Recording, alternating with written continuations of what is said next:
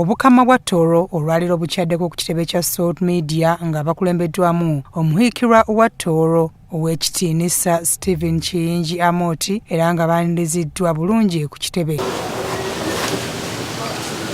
Omusumba Aloysius Bujjingo nga ye ssenkulu wa Saltmedia Group of Companies asanyukidde okukyala kwa muhikirwa ku kitebe kya Saltmedia. Ne baba kuyisa embuga bagamba nti okukuyita embuga tekuba buganzi osobola okuba ng'ogenze ku sentence ate embuga bwebanga yezituse kuba kukusinze nga bukyali. Batuukidde ku ofiisi y'Omusumba Bujjingo ne babaako ensonga ze boogera era omuhikirwa n'asiima emirimu egikoleddwa Saltmedia n'okubuulira ekigambo kya Katonda.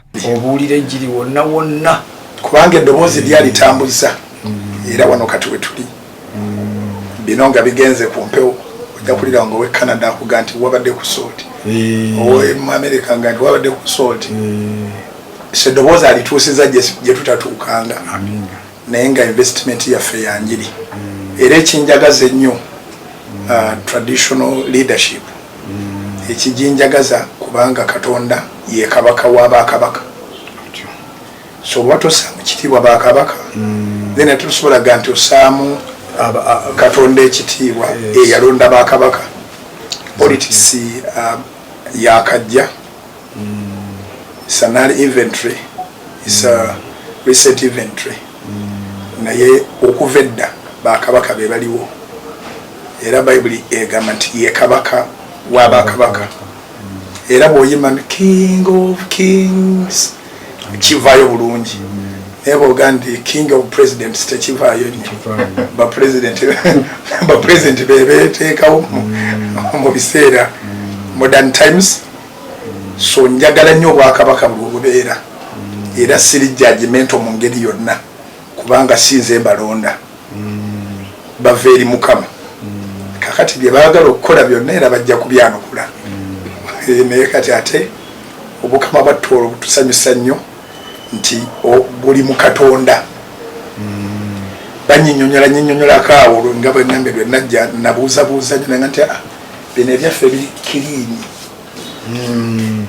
okujjayo okujja history naye tetuli mu kukola kintu kirimu busamize ekyo ne kinsanyusa nnyo nti kikulu nnyo kabaka okumanya kabaka we era ge maanyi ga Dawudi amanyi kabaka we amanyi si ye w'okuntikko waliwo ow'okuntikko neyetowaza.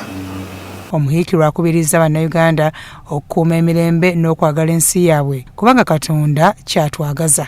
Ssebo neeyanzizza Pasita Bujjingo neeyanzeege nnyo nze obubaka bwe nandiyogedde oba bwe nandiweerezza eri abandaba era bampuliriza kyekintu ekimu Yesu kyatugamba nti balina omukisa abo bonna blessed are they peacemakers, they shall see the kingdom of God. N'olwekyo obubaka bwe nandiwadde bannayuganda bannange nti tufube mu buli kimu kyonna kye tukola ku mirimu gyaffe gye tukola yonna Mukama gy'atutwala tubeere abantu abakolerera emirembe n'obwenkanya n'ebirungi kuba Yesu yakitusuubiza nti abo bonna abanaakoleranga emirembe n'obulamu ntubulamu ku bannaabwe be bali sikira obwakabaka bwa Katonda. N'olwekyo bannayuganda bannange mwenna abaagalwa tufube nnyo okuleeta emirembe mu ggwanga lyaffe lya Uganda. Weewaawo abantu emirundi egisinga bajja kutuninyiza bajja kutukosa mu wano ne wali naye tubeere abajjukira ekigambo ekyo nti tukolerere emirembe n'okwagala mu ggwanga lyaffe. Abatooro kati emyenda ya tolinywena abantu b'Omukama oyo nnyimba kabamba igulu abakumpuliriza hati mu ihanga lya Tooro. Ninyo omuhikirwa wanyu Kiyinji Amooti ninyenda mbahikyewo okubalamukya kandi ninyenda mbaterere tukore obusinge tukore okugonza n'okumanya ngu buli omu nambera ali Ruhanga kamuleta hansi eno.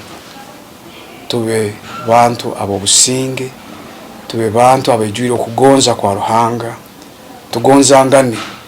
Abakatoliki bagenzi baitu bazine ekizina tugonzangane, mugonzangane nk'oku mwandesere engonzi tazoka nzibulekere omuntu aleka afasige engonzi ze. Nabwe kitugonzangane. Yesu akaruga mu iguru yaleka ekitinisa kye kyona mu iguru eja hansi hanu yatoleka okugonza. Nabwe kinimbaterera kandi nimbaijukya tugonzangane, twehonge mu maiso ga Ruhanga atuganyira atugarira obushyaka, tuba abantu abaijwire okugonza, abaijwire okusimirangana,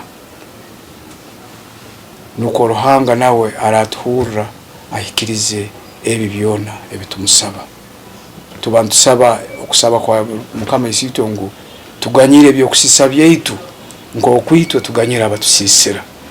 Mukama takwija kuganyira ebibi byawe otabanize kuganyira abo abakora kubi. Nebigambe ebike ebyo Mukama oyo nyimba kabamba iguru ahangirize. Omusumba Aloysius Bujjingo Asiimye Omuhikirwa okwagala Katonda n'okusoma ekigambo kye. Nsanyuse nnyo we bali kusoma Bayibuli. Amina sebo. Si kyangu nnyo ekyo sitole gy'olina mu Bayibuli nzito. Nsanyuse. Oluvannyuma beesoza akafuba omutakkiriziddwamu b'amawulire wabula ate omusumba Aloysius Bujjingo bwe bavuddemu n'atubuulira ebyogeddwako ng'obukama ne Saltmedia. Ebyo tudiscussinzeeko ebya Saltmedia n'obukama bwa Tooro, of course kunyweza enkolagana. Enkolagana gye tubadde tulina eyongere bongezi kugenda mu maaso, ate ng'ekyo naffe tweyamye tujja kikola kubanga ffe twagala nnyo obukulembeze obw'ennono. Nolwekyo kye tukola tukikola n'omutima tetukakibwa. So twogere ne programs nyingi eziri mu maaso, agenda kubanga ina Thanksgiving, empango eri mu maaso eyo ambulidde nti mpango buli tukwatako ekitundu naye ate erinayo exhibition party gye tubadde tutatera kumanyaako. So abantu basobola okubayo n'emidaala. So twogedde ti olw exhibitions ezo tujja kulanganga nga bukyali abantu beno n'abeeyo babenga basobola okuba n'emidaala boolese bye bakola kuba Uganda kati ekkubo lyakwata oba bukama oba bwakabaka oba gavumenti y'abakati tulwana kulabika nti Uganda egenda ku ntikko, tulwana ku luta lwabwe yankulaakulana byanfuna. Saltmedia attachment gyeyina ku obukama bwa Tooro nti tuweereza kabaka w'abakabaka, tuweereza kabaka w'abakabaka, tukkiriza nti bakabaka bali wansi wa Katonda. So attachment ejja bwetyo nti kubanga tuweereza King of Kings, so we have to honor kings wherever they are. Yes. Masaka enteekateeka ziwedde. Masaka enteekateeka ziwedde era bannamasaka tubategeeza nti esaala tuzisabye, amafuta tugayodde, tujja Masaka ng'ennaku z'omwezi 25 olunaku olwo Katonda ayina abantu bangi bagenda okuwonya, ayina abantu bangi bagenda okuwa obujulizi. Jangu ng'osuubira ekyamagero. Ne bwe kibanga kasooke eddoozi ali batosanyukangako tofunanga ku kyamagero, jangu mu lukuŋŋaane Masaka ng'osuubira ekyamagero. Bannamasaka n'abanava mu bitundu ebirala byonna Katonda tagenda kubuuza nti gwe toliwe Masaka. Abantu bangi twali e Fort Portal nga lwe yavudde embaali. So bw'obanga owulira ng'ekikyo kiri Masaka togaana kujja, twetegese ennaku ziri ku ngalo nga 25 lwe Lwokutaano luli tuwajja kubawo kitugaana kugenda, tuwulira ng'eggulu lyakkiriza. Omwoyo omutukuvu ye mugenyi omukulu kubanga ye talina gwatakwatako, talina watakwata, talina kyatamanyi. Jangu Katonda yeegulumize.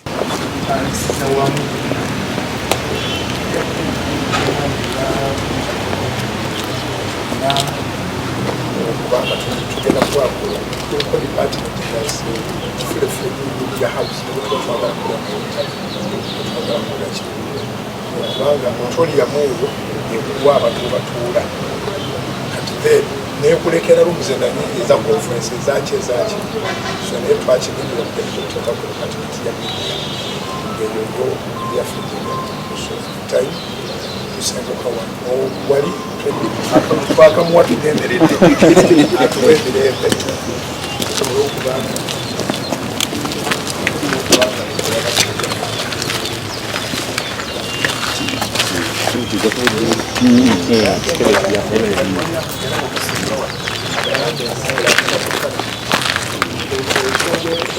okumbuga temunakyalo nnyo twavuganga ebipiira nga birimu amazzi nga temulimu naki mulimoloka ate banvuge olina kasita nonjye